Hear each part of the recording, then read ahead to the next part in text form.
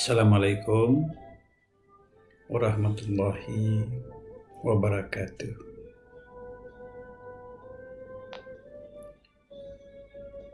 Muslimin muslimat, para pendengar serta para penonton YouTube yang dirahmati Allah sekalian, sampailah masanya kita akan membicarakan mengenai aurat bahagian ketiga. Kita sambung apa sebenarnya maksud aurat pada suluhan ilmu makrifat. Bahagian pertama kita ulas aurat dalam suluhan ilmu syariat. Bahagian kedua, aurat dari sudut kacamata ilmu hakikat. Bahagian ketiga ini kita akan bincangkan apakah sebenar-benarnya aurat mengikut sudut pandang, mengikut suluhan, mengikut pengertian ilmu makrifat.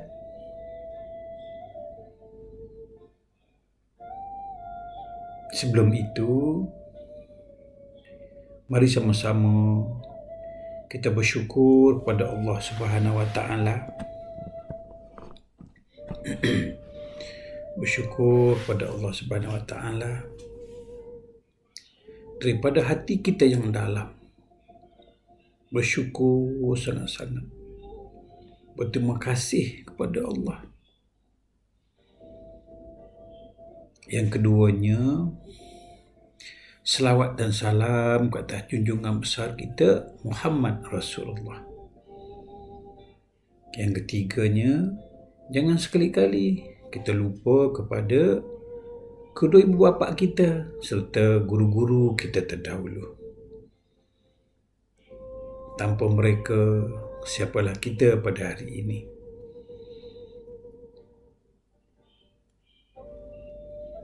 Jadi muslim-muslimat, para pendengar ibu di masa sekalian,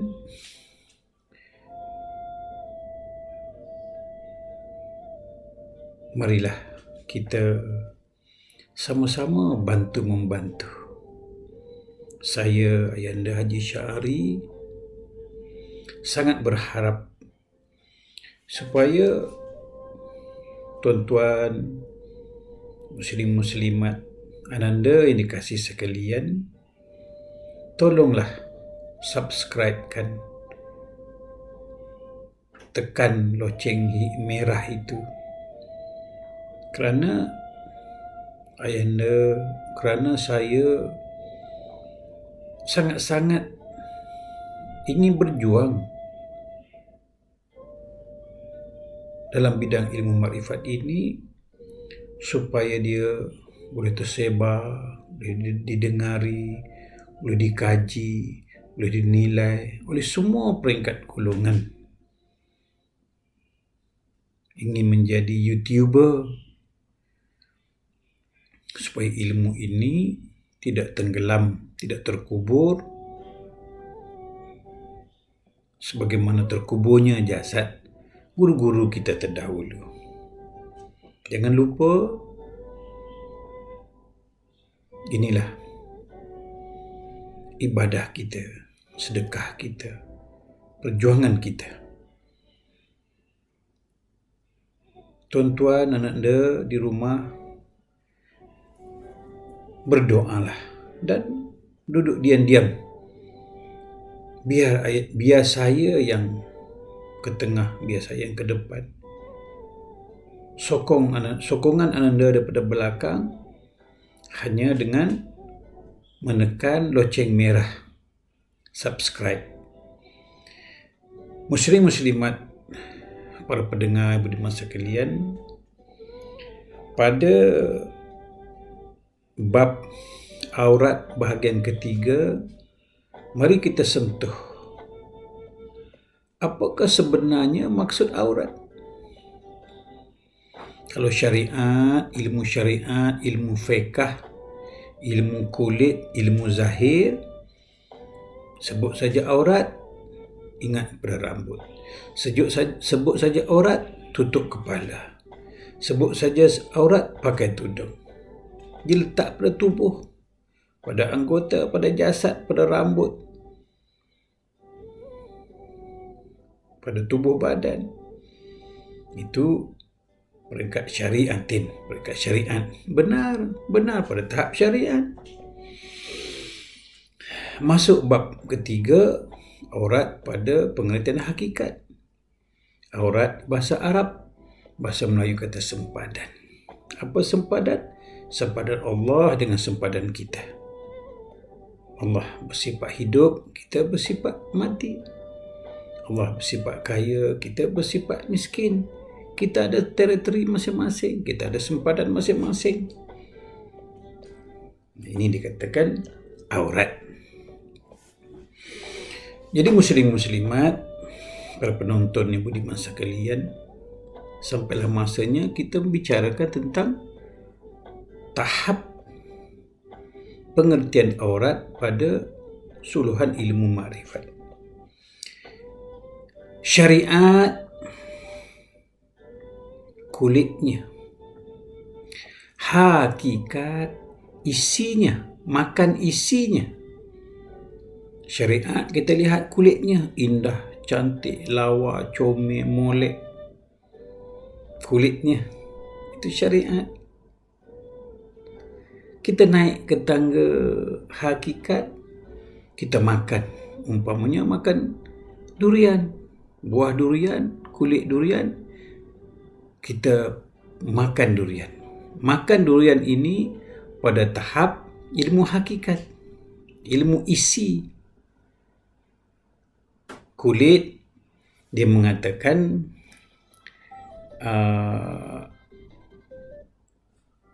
aurat itu letaknya pada tubuh badan. Hakikat, iaitu ilmu isinya, meletakkan aurat pada sempadan.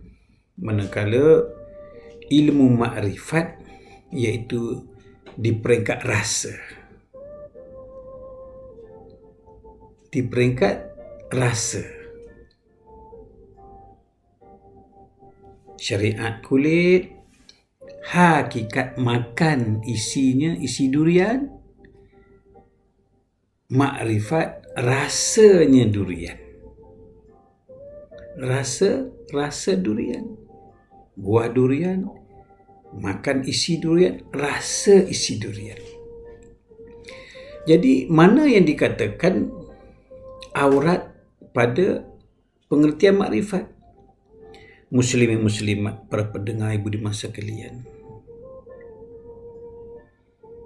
dengan tidak disangka-sangka, pengertian makrifat telah diperbenarkan, telah dipersetujui, telah disahkan benar oleh Imam Besar Masjid Istiqlal Jakarta, Indonesia. Imam besar seluruh Indonesia, iaitu Imam Besar Masjid Istiqlal Jakarta, yang bernama Profesor Dr. Nasaruddin. Bolehlah bertelefon beliau, bertanya apakah maksud sebenar aurat. Saya pernah satu kali mengunjungi rumah beliau di Jakarta pada suatu ketika dulu. Lalu saya jemput beliau datang ke Malaysia.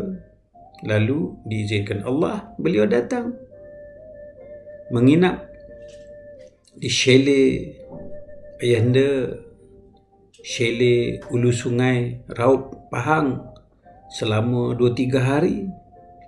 Mandi bersama, mandi sungai, Di situlah dia membuka. Apa maksud aurat? Pada mulanya saya pun rasa berat untuk bercerita. Maklumlah, kita bukan ulama, kita bukan ustaz, kita bukannya Al-Azhar. Saya bukan ulama, saya ilmuwan. Kita bukan membicarakan soal agama. Saya membicarakan soal ketuhanan. Kalau agama, kita berbeza. Agama Hindu lain ibadahnya. Agama Kristian lain ibadahnya. Agama kita lain ibadahnya. Kalau soal agama, dia berbeza. Usah kata Hindu, Kristian, sesama Islam pun, kalau ibadah dia banyak yang berbeza. Mazhab itu lain, mazhab ini lain. Tetapi jika bab ketuhanan, kita sama.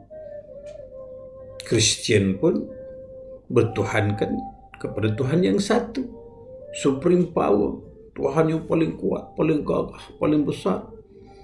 Buddha pun begitu, Hindu pun begitu. Soal ketuhanan kita sama. Jadi saya bukan bercakap agama. Saya bercakap ilmu ketuhanan. Kalau ilmu agama, dia menjurus kepada, kalau baca Quran, dia ada panjang pendeknya, ada tajwidnya.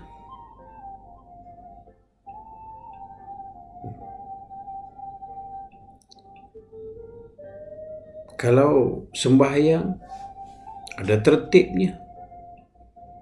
Itu soal agama. Kalau soal ketuhanan, semua agama sama. Jadi pada malam ini kita berbincang soal ketuhanan. Ketuhanan yang esa, iaitu mentauhidkan Allah Subhanahu wa taala. Jadi kehadiran Imam Besar Masjid Istiqlal, Imam Nasharuddin, membenarkan apa yang kita belajar selama ini, aurat bahasa Arab.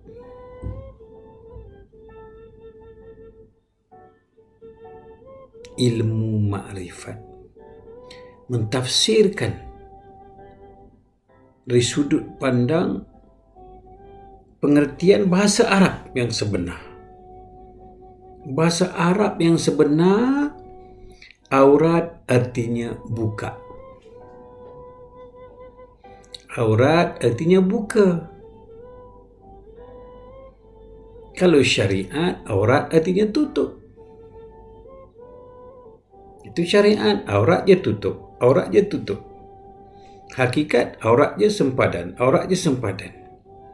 Jadi kalau makrifat, aurat artinya buka. Aurat artinya buka.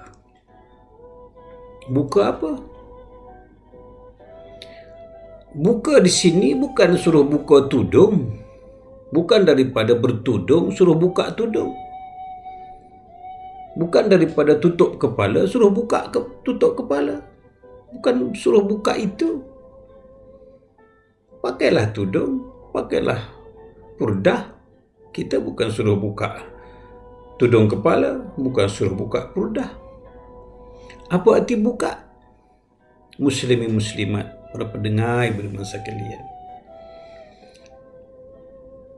sebagaimana saya perkhabarkan sebelumnya, mengaji ilmu ini ada tingkatan, ada darjah, ada tahap, ada makam. Syariat makannya sekolah tadika. Hakikat makamnya sekolah menengah. Makrifat makamnya sekolah universiti. Jadi berbeza di situ. Benda yang sama tapi berbeza. Jadi dalam ilmu makrifat, aurat artinya buka. Buka apa? Bukan suruh buka kain, bukan suruh buka selimut, bukan suruh buka jubah. buka tutup, buka sempadan. Buka tutup, buka sempadan.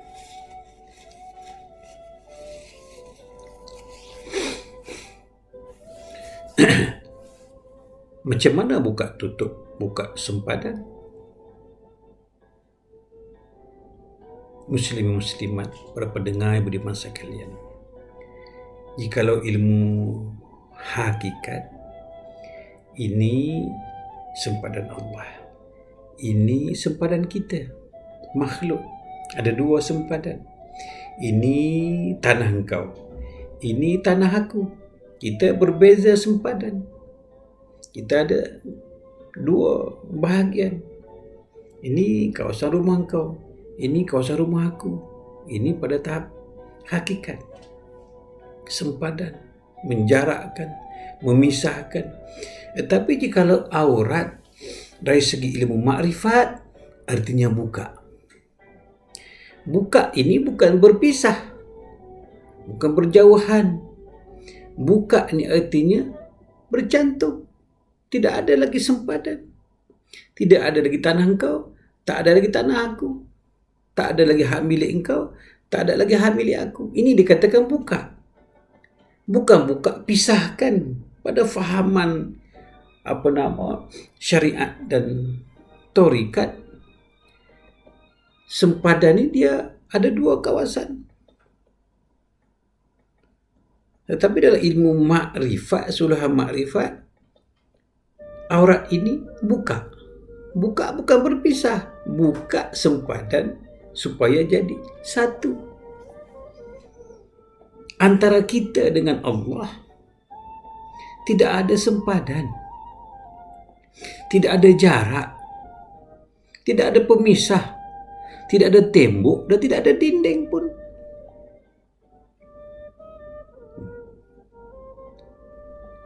Contohnya seumpama malam dengan siang.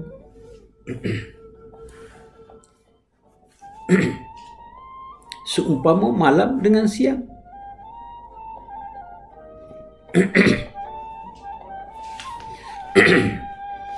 Kita kata malam lain, siang lain.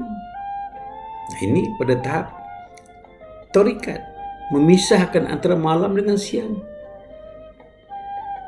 Malam gelap, siang terang.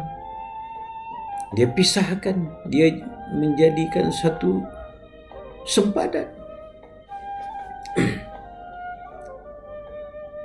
Tetapi bagi ilmu makrifat, jikalau datangnya malam, kita ambil satu balang,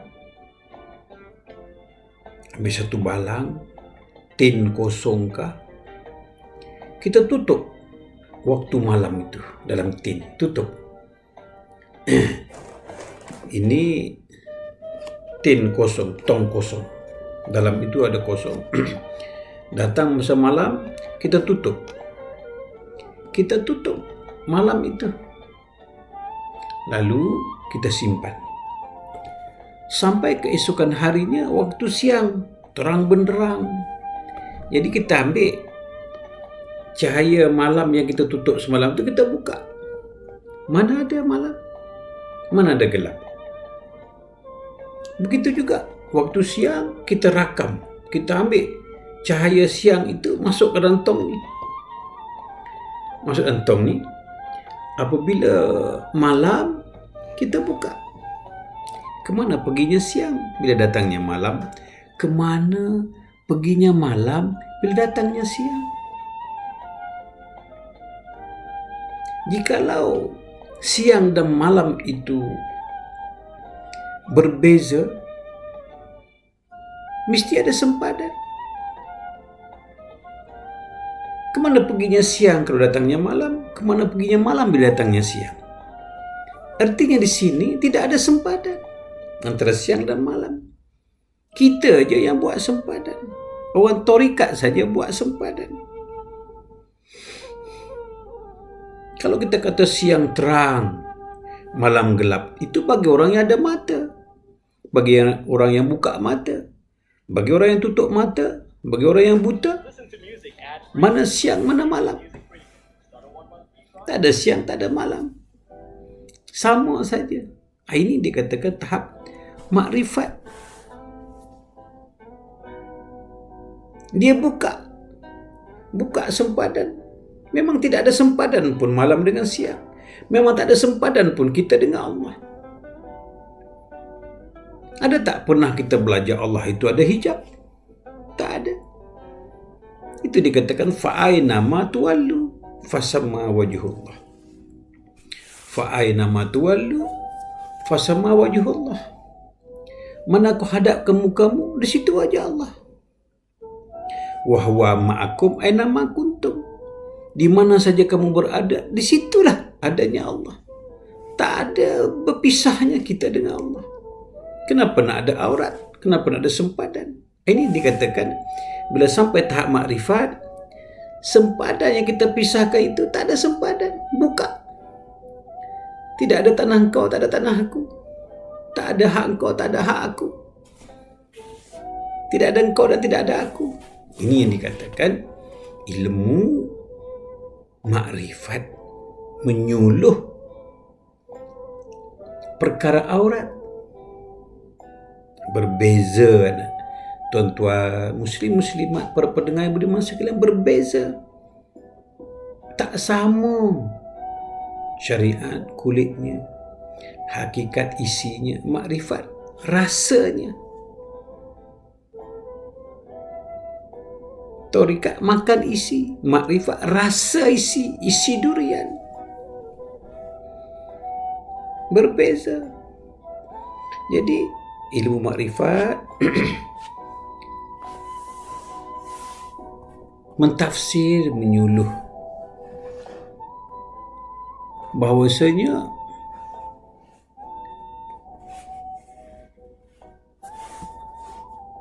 aurat itu buka. Ini tafsir bahasa Arab ini. Kalau saya, bolehlah dikatakan tak belajar Mesir, tak belajar Al-Azhar. Cuba telipuk imam besar di Masjid Istiqlal, Profesor Dr. Nasruddin. Betulkah aurat itu buka? Boleh tengok dalam YouTube dia. Aurat dalam surah ilmu makrifat dan tafsir Arab ke dalam bahasa Malaysia artinya buka. Buka apa? Bukan suruh buka tudung. Buka sempadan. Ini yang dikatakan makrifat. Macam mana dikatakan buka sempadan? Jikalau ilmu syariat kita hanya baca kudrat, iradat, samak, basar, kalam, ilmu hayat. Wujud artinya ada, lawan tiada, dalil sekalian alam. Ini ilmu syariat. Dia menyanyi, dia berpantun, dia hafal sahaja. Tak tahu jatuh ke mana, pangkal ke mana, hujung ke mana. Janji tahu. Tahu apa? Tahu sebut. Wujud, kidam, baqa, mukhalafatuhu ta'ala lil hawadih qiyamuhu binamsih. Kudrat, iradat, samak, basar. Itu saja. Kemudian kita belajar ilmu hakikat. Ada jugalah tafsirnya sifat Allah, sempadan Allah. Sifat kita, sempadan kita. Tapi bila kita belajar ilmu makrifat, kalau ilmu torikat, hayat arti hidup. Hidup itu Allah, kita mati. Ini ilmu torikat. Ilmu syariat dia hafal saja. Wujud, kidam, baqa, mukhalafatuhu ta'ala lil hawadih qiyamu binafsih. Itu syariat. Wujud arti ada sifat Allah, lawan tiada, dalil sekalian alam. Itu syariat. Ilmu hakikat pula, wujud arti ada Allah, kita tak ada. Hayat arti hidup. Hidup siapa? Hidup Allah, kita mati. Sama arti mendengar, kita tuli. Ini peringkat tarikat. Adapun peringkat ilmu makrifat, ilmu rasa, hayat arti hidup. Hidup siapa? Hidup sifat Allah. Kita tak pernah hidup. Jadi tak boleh sebut hidup lawan dia mati, tak boleh. Allah hidup, kita mati, tak boleh. Allah hidup, kita mati, itu tafsiran ilmu hakikat. Ilmu makrifat apabila sebut hidup, itu Allah. Kita tak pernah hidup.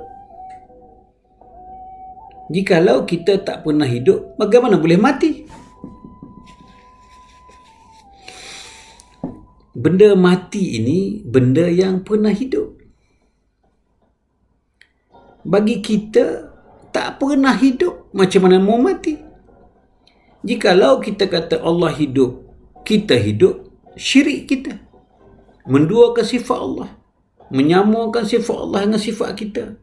Allah hidup, hayat. Kita pun hidup. Berarti dua. Sebab apa kita hidup? Sebab kita mati. Kalau mati, mesti hidup dulu. Kalau tak hidup, macam mana boleh kata mati? Itu makanya dalam ilmu makrifat,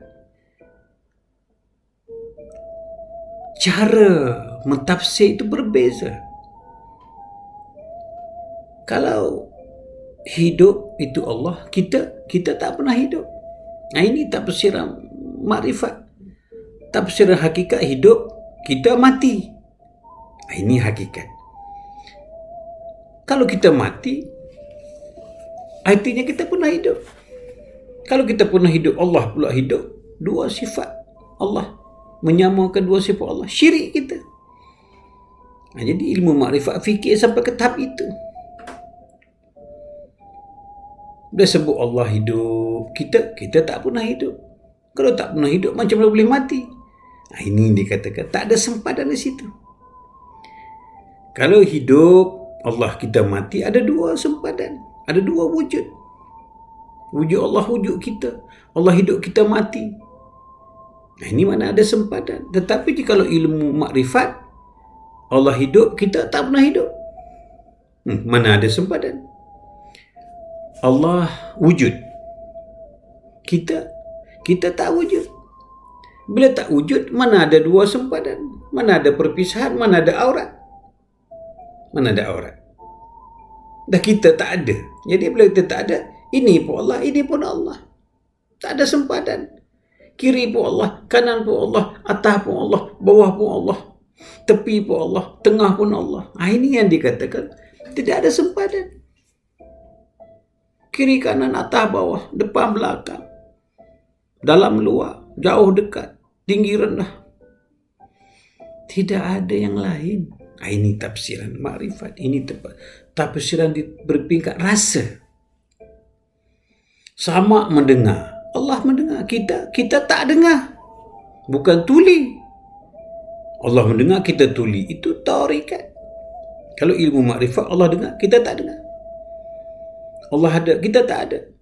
Allah hidup, kita tak hidup. Allah wujud, kita tak wujud. Begini cara tafsir ilmu makrifat di peringkat rasa. Jadi aurat, arti aurat pada tahap ilmu makrifat artinya apa? Buka. Buka ni apa? Tidak ada sempadan. Yang dilihat, itulah yang melihat. Yang melihat, itulah yang dilihat. Yang ditilik, itulah yang menilik. Yang menilik, itulah yang ditilik. Yang menyembah, itulah yang disembah. Yang disembah, itulah yang menyembah. Sebab tidak ada sempadan. Ini pada tahap tarikat ada sembah menyembah. Aku sembah, aku naik saksi. Tengok. Ada yang menyaksi, ada yang disaksi, ada yang bersaksi, ada yang menyaksikan dua wujud. Kalau ilmu makrifat, tak ada saksi menyaksinya lagi, tak ada sembah menyembahnya lagi, tak ada dua wujud. Nak wujud macam mana? Kita tak pernah ada. Nak mati macam mana? Kita tak pernah hidup. Ini dikatakan buka sempadan. Tidak ada dua lagi. Ini pun tangan, ini pun tangan. Mana ada dua? Siang dan malam tidak ada sempadannya. Kita yang buat sempadan pada mata.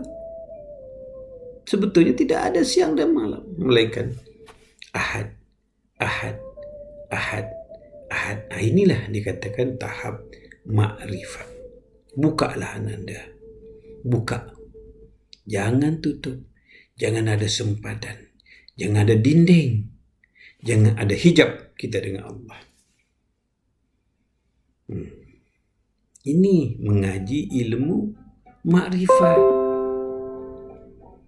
Yang orang tak faham. Bila tak faham, dituduhnya sesat. Sesat kita masih balik ke rumah sendiri. Sesat kita masih tahu jalan pulang. Tapi yang tak sesat ini tak tahu jalan balik ke rumah. Tak tahu jalan pulang. Tapi dia kata tak sesat. Ke rumah tak jumpa cari. Tak sesat aku. Aku tak sesat. Tetapi mana rumah kau? Entah. Tapi orang makrifat yang dituduh sesat, dia tahu jalan balik. Dia tahu pulang ke rumah sendiri. Dia tahu mana Allah. Dia bukan bilang Allah, Allah, Allah. Allah bukan di bibir. Allah bukan di suara. Allah bukan di halqum. Allah bukan di sebutan. Allah bahasa Arab. Allah bukan Arab. Alif, lam, lam, kha itu huruf Jawi. Allah bukan huruf Jawi. Allah bukan Jawi. Jadi yang disebut itu perkataan Arab. Allah bukan orang Arab. Ini yang dikatakan kita tahu jalan pulang. Kita tahu balik ke rumah sendiri. Mana Allah? Angkat takbir, Allahu Akbar. Nak ingat apa? Mana Allah? Bagaimana? Bulat tidak, putih tidak, kuning tidak. Habis nak ingat Allah macam mana? Tahu sebut. Allah bukan nama. Allah Tuhan, ampunya nama. Ini yang dikatakan tahap makrifat ini tahap rasa. Bukan tahap sebut. Sebut semua orang boleh sebut. Cina boleh sebut. Budak kecil boleh sebut. Tetapi ampunya nama Allah itu mana? Ini. Dikata kita sesat. Ajar makrifat sesat. Guru makrifat sesat. Tak ada guru makrifat yang tak sesat. Asal makrifat sesat. Asal makrifat sesat.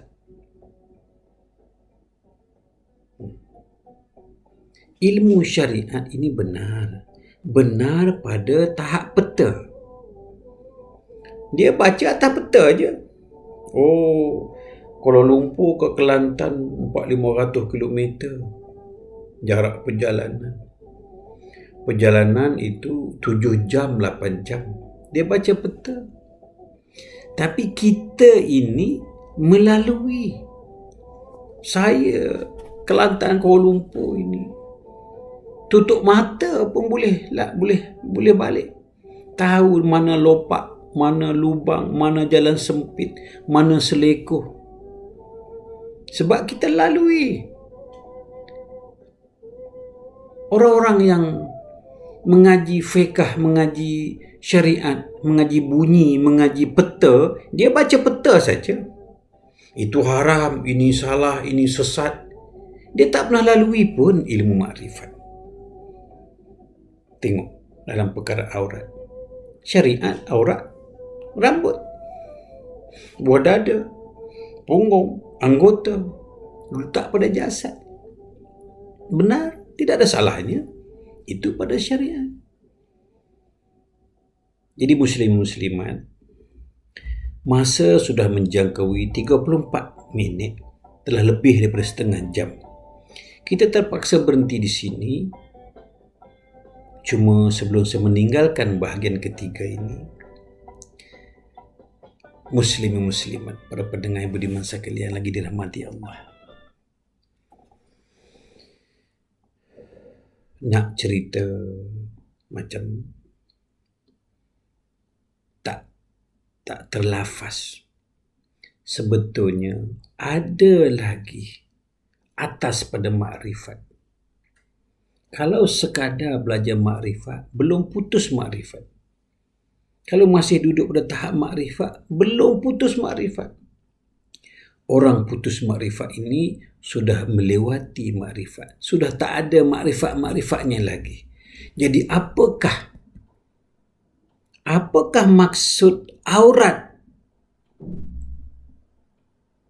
bahagian keempat yang tidak ada lagi syariat, tarikat, hakikat makrifat, yang melewati, yang meninggalkan makrifat? Maksud yang sebenar-benar putus itu bukan saja duduk pada makrifat, ada lagi tangga di hadapan makrifat. Kita kata makrifat itu tinggi, belum. Orang mengaji makrifat artinya belum putus makrifat. Orang siapa mengaji makrifat yang putus sudah meninggalkan makrifat. Apakah tafsiran ilmu bab aurat bahagian ke-4 kah, entah bahagian keempat? Kalau ada rezeki adalah.